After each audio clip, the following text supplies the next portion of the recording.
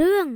បាក់សី3ក្បាលជាយូរលង់ណាស់មកហើយមានប្រជាជននៃកុលសម្ព័ន្ធតូចមួយបាននាំគ្នាចាកចេញពីតំបន់រស់នៅចាស់របស់ខ្លួនហើយដើរស្វះស្វែងរកទីកន្លែងរស់នៅថ្មីទៀតដែលជាតំបន់ដែលសម្បូរទៅដោយវាលស្មៅសម្រាប់ចិញ្ចឹមសត្វនិងមានប្រភពទឹកគ្រប់គ្រាន់ផងដែរពួកគេបាននាំគ្នា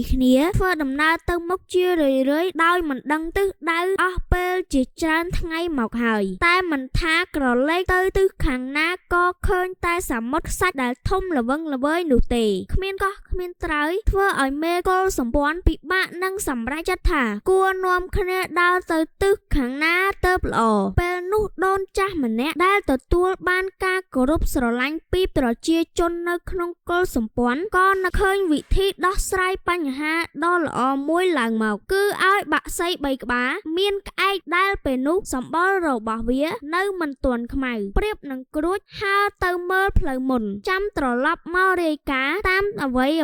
ដែលខ្លួនបានឃើញរៀងខ្លួនក្អែកដែលហើរចេញទៅក្រោយគេបង្អស់នឹងហើរបានមិនសូវជាឆ្ងាយប៉ុន្មានផងបែរជាកើតមានគំនិតខ្ជិលច្រអូសឡើងមកវាហើរត្រឡប់មកដូនចាស់វិញដោយតែងរឿងកុហកឡើងមកថាយាយអើយខ្ញុំបានហើរទៅមើលទិសខាងត្បូងចម្ងាយណាចម្ងាយណីហើយតែមិនមានឃើញអ្វីសោះមានតែវាខ្សាច់ក្តៅហែងដែលលៀនសន្ធឹងផុតកន្ទុយភ្នែកតែប៉ុណ្ណោះបន្ទាប់ពីនោះសត្វក្រួចនិងព្រាបក៏ហើរត្រឡប់មកវិញព្រមគ្នាដែរបាក់សីទាំងពីរនិយាយប្រាប់ដូនចាស់ដូចគ្នាថាយាយអើយនៅទិសខាងត្បូងឯណោះមានវាលស្មៅខៀវខ្ចីធំល្វឹងល្វើយផុតកន្ទុយភ្នែកនិងមានប្រភពទឹកជាច្រើនផងដែរនៅពេលមានការនិយាយដូចគ្នាដល់តែពីរសំឡេងដូនចាស់ប្រាប់ឲ្យមេកុលសម្ព័ន្ធត្រៀមធ្វើដំណើរឆ្ពោះទៅកាន់ទិសខាងត្បូងវិញហើយប្រជាជននៅក្នុងកុលសម្ព័ន្ធទាំងមូល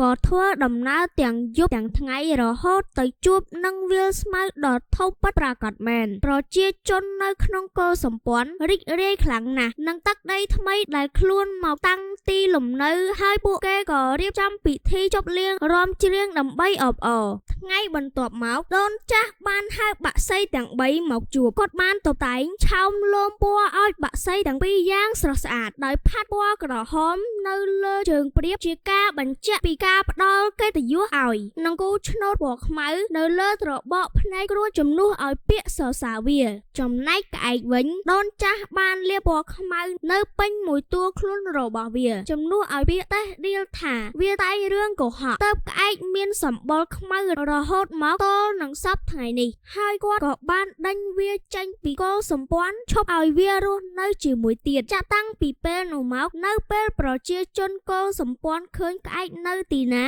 ក៏នាំគ្នាទះដៃដេញវាចេញឆ្ងាយតគ្នាជារឿយរហូតមក